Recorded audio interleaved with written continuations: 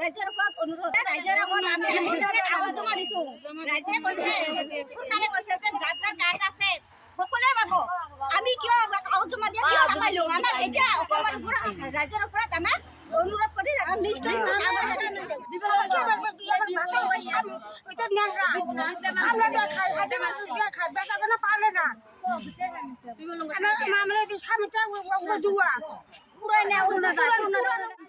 মাতা হৈছে গৈছিলো তাৰ পাছত নাম মাইকে দি কোৱাৰ স্বৰূপত আমি সান্তনা হৈছো কিন্তু তাৰ পিছত কাটি দিলে। কোনে কাটিলে?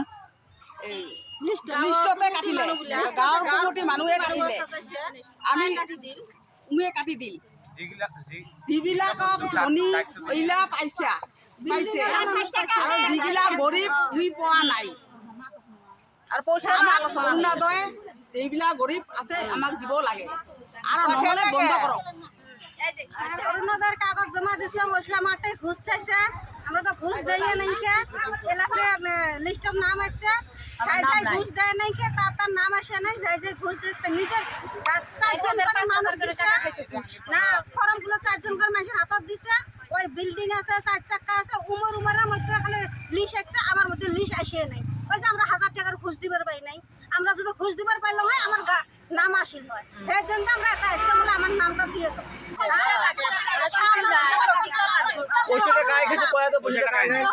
জহরুল ইসলাম ওই আমার 500 টাকা চাইছে মুই দং নাই কি মন নাম আইসো নাই আর ওর বোনের আছে আর দুইটা ভাই বউ আছে মোর বিল্ডিং আছে চার চাক্কা আছে মোর তাও আছে আর আমরা কামলা কাটি খাই মোর ভাতা মিস্ত্রি ইটের ভাতা কামলা দিয়ে খাই তাও নাই